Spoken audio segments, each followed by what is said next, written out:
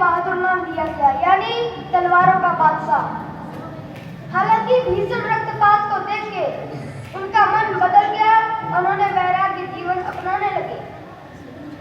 जब ये बड़े हुए तो सिखों के 8वें गुरु की अकाल मृत्यु हो गई, तो इनको सिखों के 9वें गुरु बनाया गया।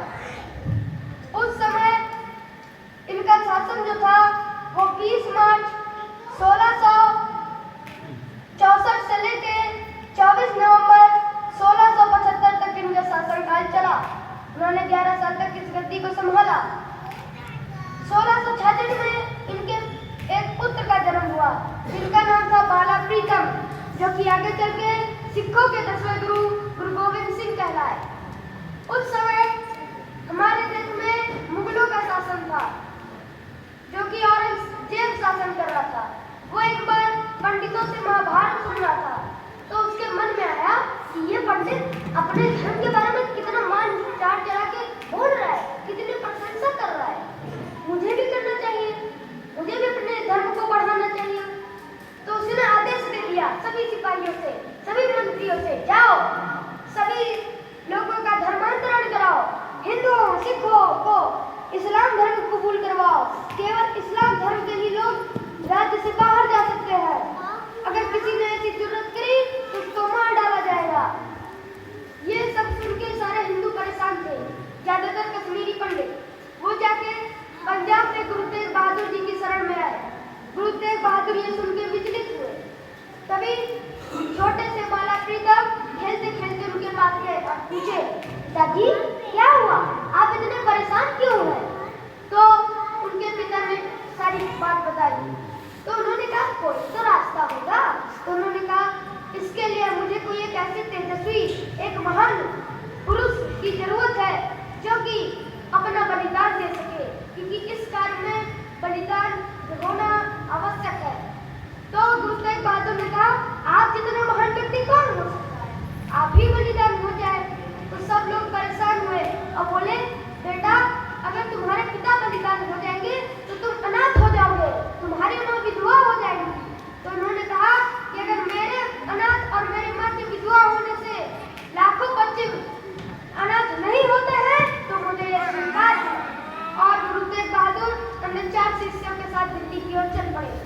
वो सीधे गए औरंगजेब के दरबार में, उनको समझाने की कोशिश करी, पर औरंगजेब नहीं माना, बल्कि औरंगजेब तेग बहादुर जी को लालच दे रहा था कि अगर तुम इस्लाम धर्म कबूल करोगे तो मैं तुम्हें लाश दे दूंगा, ये कर दूंगा, वो कर दूंगा, पर वो नहीं माने।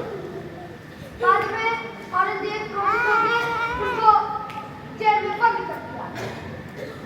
बार बार वो उकसाने लगा कि इस्लाम धर्म कबूल करो, पर वो नहीं माने। उनके 4 शिष्यों को मार डाला, किसी को बीच आरी से काटा, किसी को गरम तेल में डुबो दिया और किसी को तो रुई में बांध के जला दिया। ऐसे उनके 4 शिष्यों को मार डाला, पर वो तब भी नहीं माने। आखिर में 24 नवंबर सन 1675 के दोपहर को चांदनी चौक के सामने उनके क्रूर सिपाहियों ने गुरु तेग बहादुर जी का सर से अलग कर दिया।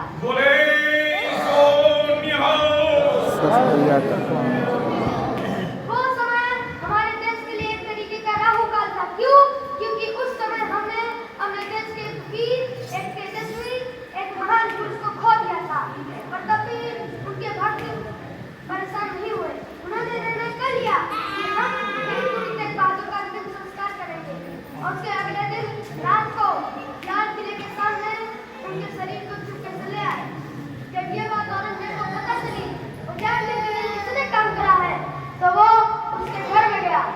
उसके घर में जब गया तो देखा कि वो घर जल चुका है। औरंगजेब को लगा कि वो मर गया, पर वो मरे नहीं थे। उस घर में गुरु तेग बहादुर का अंतिम संस्कार कर दिया गया था। अब वो शिष्य सीधे गए पंजाब में और गुरु तेग बहादुर का शीश लेके बाला प्रीतम को दिया। और बाला प्रीतम ने मन में ठान लिया कि मैं अपने बाप का बदला लेते रहूंगा। आगे चल के जब वो बड़े हुए तो उन्होंने मुगलों से कड़ा संघर्ष किया और मुगलों को कई बार पराजित किया। हमें गुरु तेग बहादुर से सीखना चाहिए कि अगर जब भी हमारे धर्म को संकट पे आए तो अगर हम लोगों को जान भी देना पड़े तो हमें पीछे नहीं हटना चाहिए। किसी ने कहा